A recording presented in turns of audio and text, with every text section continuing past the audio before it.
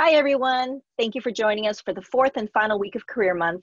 I'm Brenda, the Community Manager for the Scholarships team here at Udacity. As you know, each week we are covering a different theme to help you prepare for your job searches. Last week we went through the interview process, and now we're talking about what to do after you've gotten the job. Negotiating your offer can be intimidating, but it's important. So today we have Denise Wood-Taylor from Udacity's recruiting team who will share what to expect during the offer stage. Denise has been a recruiter in the tech industry for nearly 4 years, supporting engineering, data, marketing, and general administration teams. She is currently supporting domestic and international recruiting for Udacity, which is very relevant for our global audience today. On a personal note, Denise recruited me to work at Udacity and was instrumental in guiding me through the negotiation process. We are very lucky to have her with us today. Welcome, Denise. Thanks, Brenda. So hello, everyone. Welcome to our webinar. Yeah, thank you. I'm glad to be able to share a little bit more about our side of the negotiation and hopefully help with some tips on my end.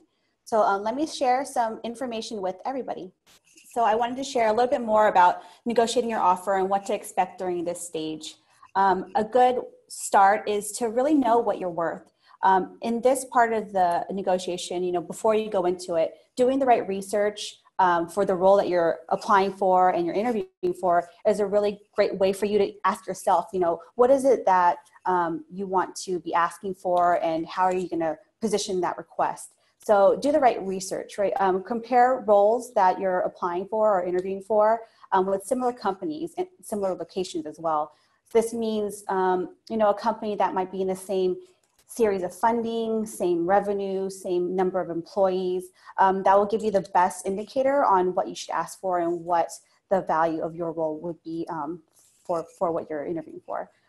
Also, take a look at the scope of work for your role. A manager level or an associate level at one company might not be equal to another title at another company. So really take a look at the scope of work and compare that role specifically with what you're interviewing for. Also, another great thing to know before you go into the negotiation or offer stage is to think about the total package. And what that means is you're not only looking at a base salary, but there's a lot of add value to the add-ons on top of your base salary. If there's a bonus structure, if there's an equity component, what the benefits look like, and then also perks as well. You might not think that providing lunch is a big deal, but if you look at it, there is a monetary value there on a daily basis. So take a look at the entire package and really consider what you want to ask for and what that value is to you. The next thing is to, once you do your research and see what other companies are paying and what the market value is for your role, what's important to you? This is a really good thing to consider when you're negotiating because, sometimes one person's value of, growth opportunities trumps salary in general, or maybe the location of the role is more important than the perks and benefits in other ways. So take a look at what's important to you. Is it growth opportunities? Will you be able to progress in your career and learn from a great team? Do they have a scope of work that you wouldn't have elsewhere? The leadership team, is this a group of people that you want to learn from, that does great work and you can really be inspired by? Look at the company that you're working for. Is it a company that is exciting to you? Do they have a great mission? Do they have a great product? Are they in the industry that you want to be in? That's a really great thing to think about as well. Is that important to you? So that will weigh heavily on your decisions for offers as well and how you'll negotiate. Also look at compensation, of course, and perks and benefits, but in what regard is that more important to you than a company or leadership? And the perks and benefits are sometimes overlooked, but are very valuable as well, right? The costs for healthcare or vision or 401k and other perks like being valued and having rewards. Maybe that's important to you as well, to have to be able to see bonuses and upsides and rewards for doing great work. And also location. Sometimes can be a key factor. Commute is something that is also a consideration. Is it a company that you're willing to travel for? Is it not does not fit your lifestyle to have to commute for work on a daily basis. So all these things are really important to keep in mind when you're negotiating, because you're going to want to maybe pull one lever and be and compromise on another.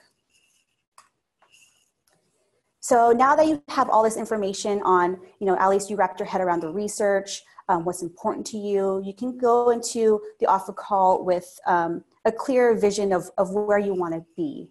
So what to expect on the offer call.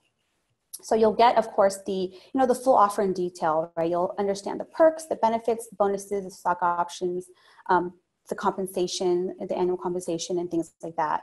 On top of that, you'll also have the opportunity to provide your initial thoughts on the offer, which is a really great way to start the conversation of negotiations. Remember that recruiters are on your side too. Our job is to make sure that we're hiring the best people for the role, and we're on your side. We want to make sure that you're happy when you're in your role as well. So in order for it to be a win-win situation for the candidates and hiring teams, we want to make sure that it makes sense for you too. So if, equity is more what you're looking for versus salary, and you're willing to make some concessions and negotiate higher on other sides, we'll do our best to make sure that we can make that work for you. So that's something that you can expect on the call. There are boundaries, of course, but if you have great research and you're asking for things that make sense, then we can definitely help you and guide you in that direction as well. So you'll also be asked when you'll be ready to make a decision. Be honest. If you have other offers on the table, or you want to finish up on some other interviews before you make a decision because you want to have all of the information before you move forward, share that information. It's really valuable to help understand your timeline, and then the hiring teams can help manage their timelines as well.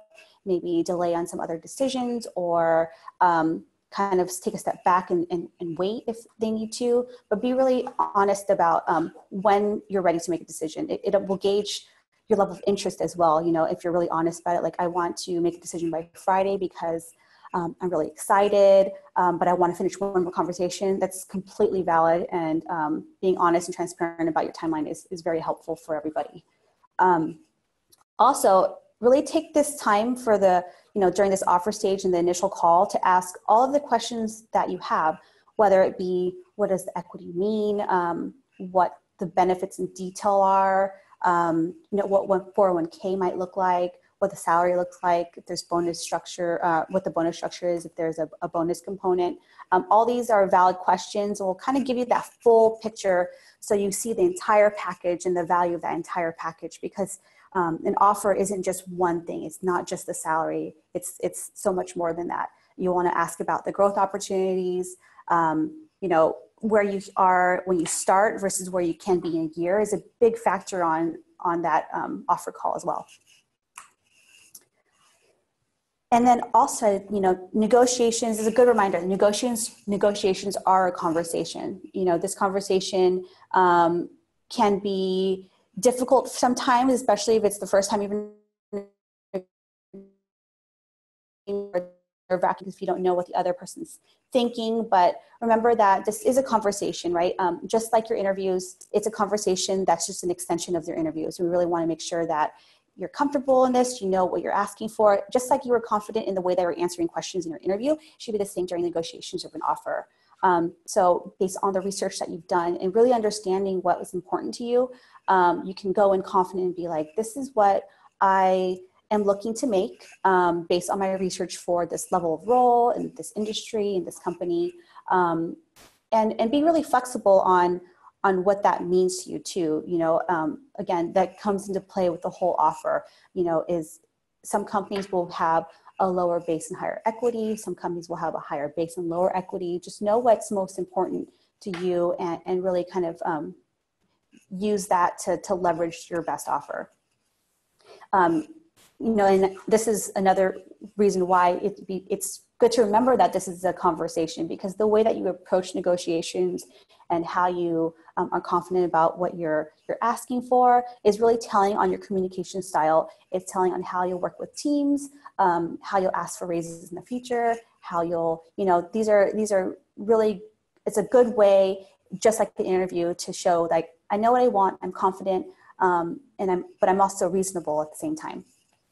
And then this is a really good one to remember is know what you're willing to walk away from. Having, taking into consideration the growth opportunities, the company, the leadership, and everything like that. Is there a number that you would be comfortable walking away from, given all those other factors that are important to you? Maybe there's a number that you're like, it would only make sense for me to take this job at this number. Otherwise, I can be okay walking away from this company and this team if they can't make this work. So think about that really hard, because what your salary is at the offer isn't what isn't telling of what your future could be at that company, right? There's other things to consider, the impact that you can make, and then what you're going to make in a year from now. So think about what is the most important for you and what you can walk away from, and then be confident in that, and you can be transparent about that too. Like, this is the number that I really want to make sure I make because of XYZ. And then it's a conversation. Recruiters or whoever is negotiating with you will be honest with you. Like, I can't make that work, or I'd love to make that work. Let me see what I can do. And that goes into being honest and direct, right? Really knowing what you want to ask for, being flexible too. Be like, I know I should be in this range, but I'm flexible for a growth opportunity is a really great way to be honest with them, right? If you're starting off and it's a new role for you, what are you really looking for? What's the end goal? Is the end goal to have career progression? Is the end goal to, have a great company name on your resume? What's your end goal? So be honest and direct about what you're interested in about the offer and the role, or what you have reservations around. Is it, I'm not sure if I'm comfortable about having this equity, I would rather have a higher base.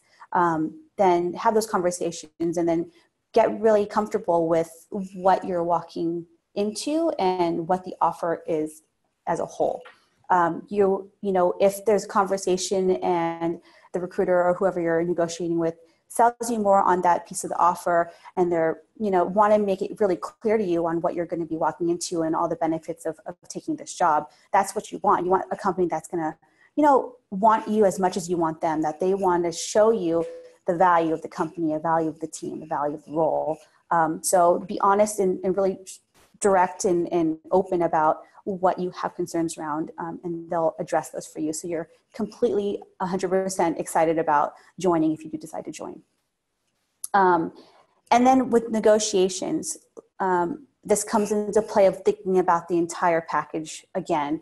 When you're discussing or when you're negotiating and coming back with what, you've heard the initial offer, say you want to negotiate and come back with something. Think about all of the different pieces of the offer and come back with, I would really like, this base, this equity, this flexibility with my schedule or something like that. And make it one package offer, or one package negotiation. You want to try to not have the recruiter have to go back multiple times to the hiring teams and finance to get approvals and move the needle here for a salary, and then go back for equity, and then go back for a sign-on bonus or things like that. It's a really great, it will show that you're not thinking of it as a whole package if you do that. And it also takes a lot of time on everybody, which isn't ideal. You want to make it, a nice conversation where both parties consider each other's time and respect the value of what we're bringing to the table. No one is trying to nickel and dime. Companies have market research as well, and great companies will make sure that you're paid fairly, that the role is clear to you, that it's the right move, that you're comfortable with it. So really think about all those pieces and how you want to negotiate, and come back with one, like if you want to come back with a counter, that it's a whole package counter, so we don't have to go back and get approvals over and over again. It is a lot on the back end to have to do. So you want the team on your side and be like, okay, that's fair. I can do that. And then if they do it, then, if that's what you want, I would urge you to take it. If you go back again, it just says like, okay, you can't, keep on pushing the needle further and further. it doesn't always sit well. So think about that as well. Really, really, and then that just means really knowing what you're asking for coming into the negotiation stage.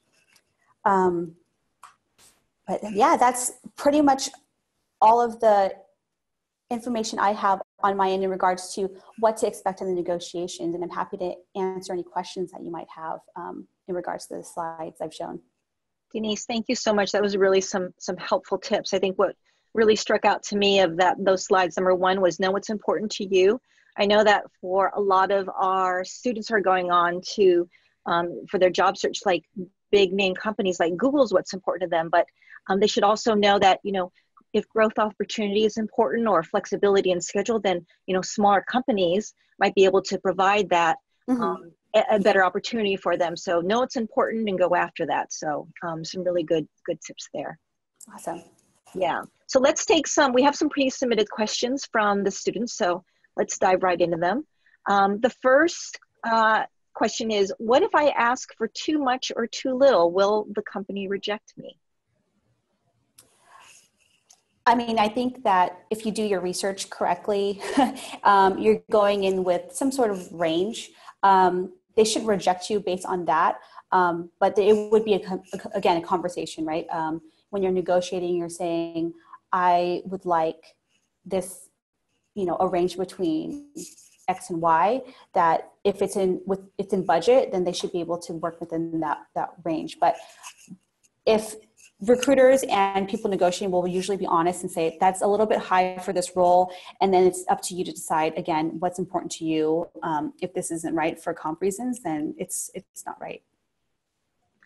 Yeah, exactly. And I think it's kind of like what you also touched in the slides is how, as recruiters, you're also there to help the potential, you know, the future employee, and to work with them and give them that information to kind of continue that conversation too. Right. Yeah. Okay. So the next question they have is, I don't know much about equity. How do I know what to ask for and what is an appropriate offer? Yeah, that's a hard one. And that comes into play of looking at the size of the company, the funding round, and things like that. So equity is one of those things where at a startup, typically you'll receive more equity at a startup, but in the upside is exponentially high. At a larger company that's public, you'll typically get less, but the value is known. So it's up to you to decide what that means.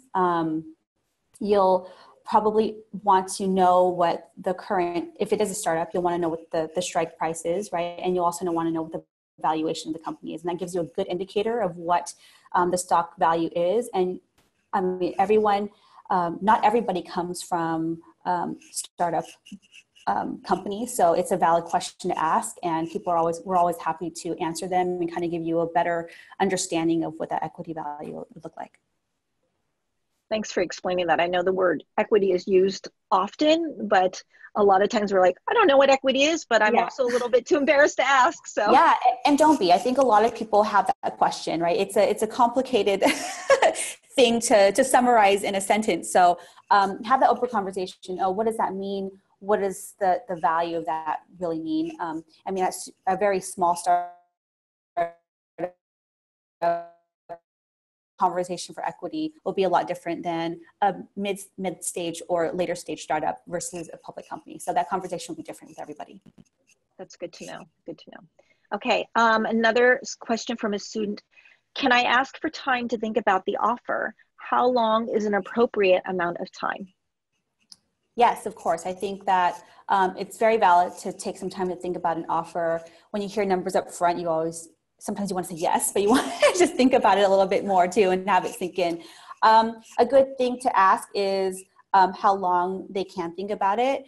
Typically, the weekend, a couple of days is valid. The sooner the better is always nice for recruiters, right? We want to know your interest level, and the anticipation is really like nerve-wracking, right? But take as much time as you need and make sense for that role.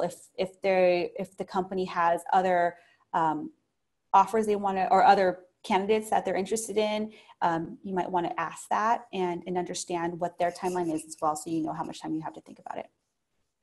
Oh, that's very good advice. Very good advice. I also think too that for me, it's always helpful that I always kind of like what you said too, is I have an idea in mind. What is it that I'm looking for? What is it that I hope that they'll offer? And where's that cutoff where I'm going to have to say, no, I have to walk away? And that helps to kind of making the decision. Right. Yeah, I think it's different for everybody, right? If one person's key goal is to have a high salary, some person's key role is to have an impact. It really depends on the person and the role and what you value. So going into a negotiation and understanding that, and hopefully you're asking those questions along the interview stage as well, so you understand at least the general idea of what the offer is going to be, and then when it comes your way, it's not a big surprise on all of that. Big surprises are never good. Okay, this next question is kind of along the same lines. It's, what if I get 2 offers at the same time, or I'm waiting to finish the interview process at another company? What should I say to the recruiter?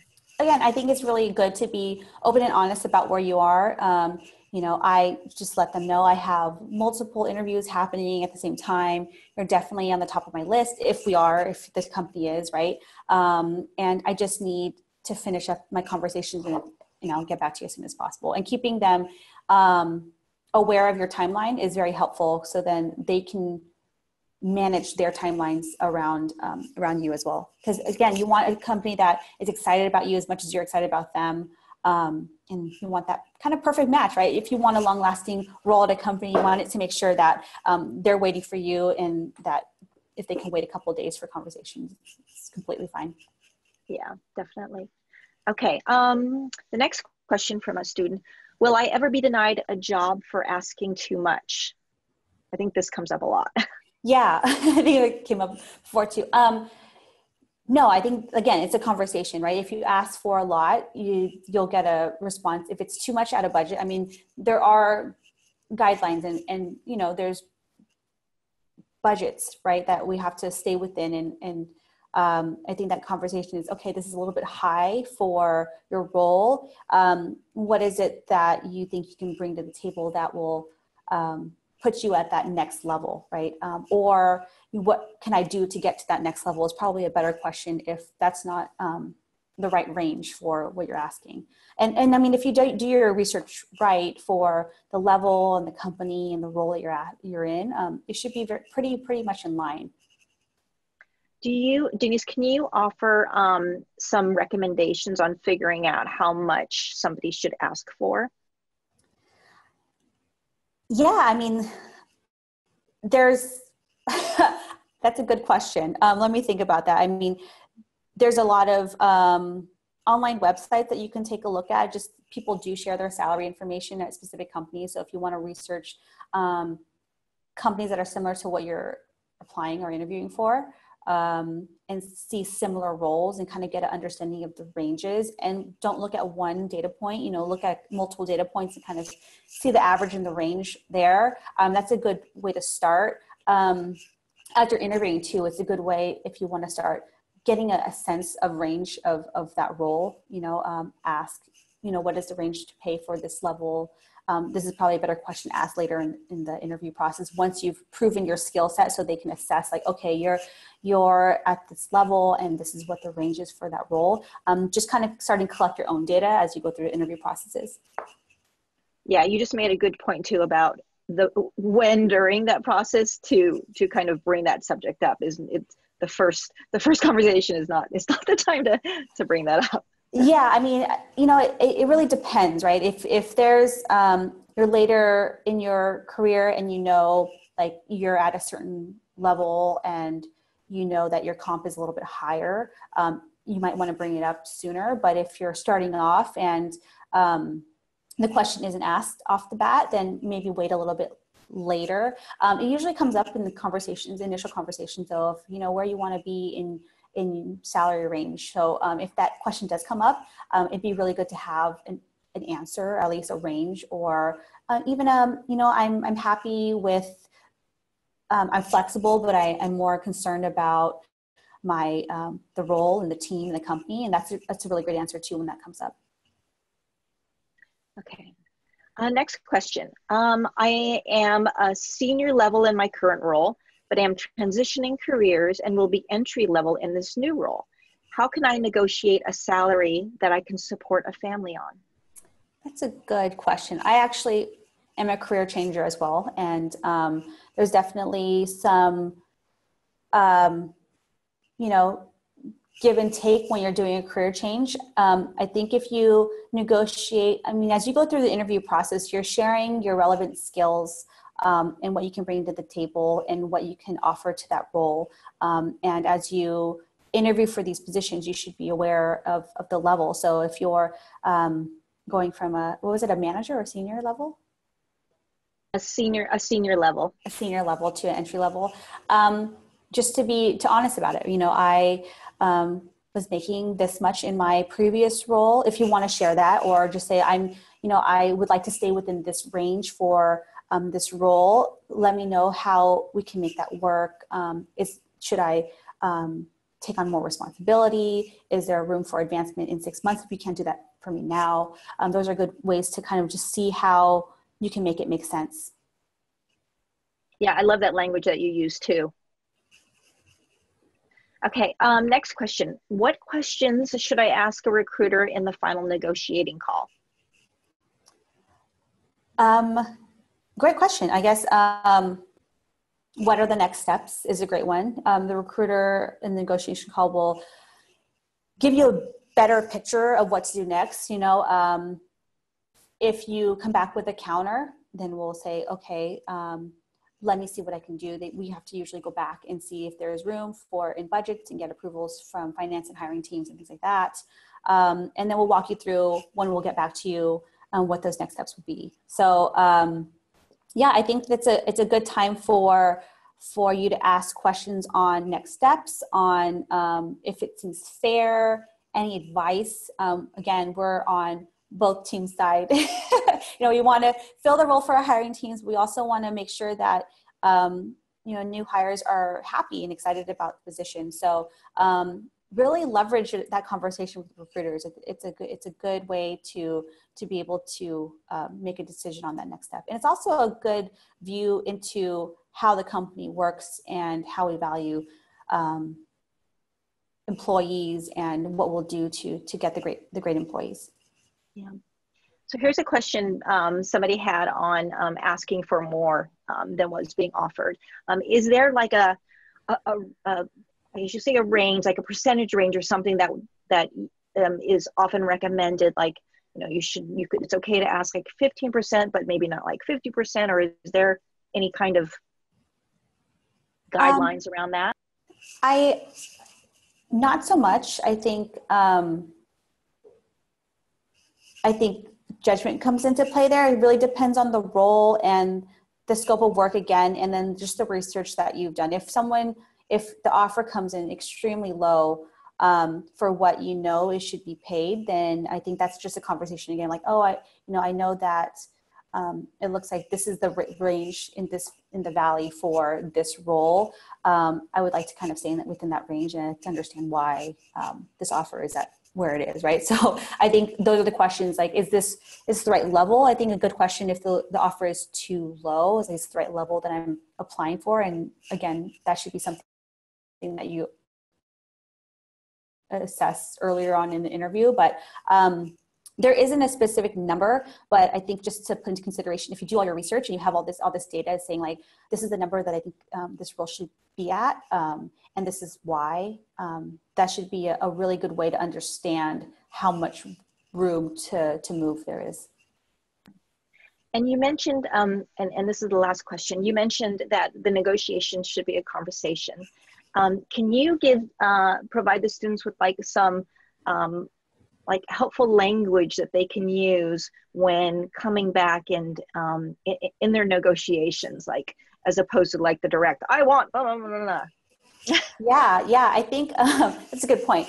I try to advise to be kind, right? I think that, again, this is a conversation. We want to be really honest and open about it, but it's not a demand. It's thank you for the offer, because you should be excited that you got an offer, right? And I think that's just the first step. And then if it's not what you were expecting or not very close to what you wanted, a good way to discuss that is, well, I was looking at this range, and I know that my value, I can bring X, Y, Z to the team, and I see the potential here, and I'm really excited about the role. Is there any way that we can take a look at the salary or the equity or whatever you want to negotiate, vacation or flexibility? Is there any movement there or flexibility around that? And that's a good start. If there's a conversation that keeps on going and says, yeah, I mean, let me see what I can do, then you have room there. But I guess a bad way to approach it is, well, I want this and I'm not going to come unless I get this. That's probably not the best way, right? Like, again, you want to leverage recruiters or whoever you're negotiating with to fight for you. And we'll do that if it makes sense, and we'll go back to the teams and see what we can do and help on that front. Yeah, definitely. I think that showing excitement for the role and then also gratitude, appreciation, and kindness really is it really is so helpful. Yeah. Right. Well, Denise, thank you so much for your time today and all your tips. It's been extremely helpful. Students, thank you again for joining us and joining Denise today. Check out our careers month page on the Grow with Google site, and check the career courses offered by Udacity. Have a great day, everybody. Thank you again. Thanks, Denise. Thanks, Brenda.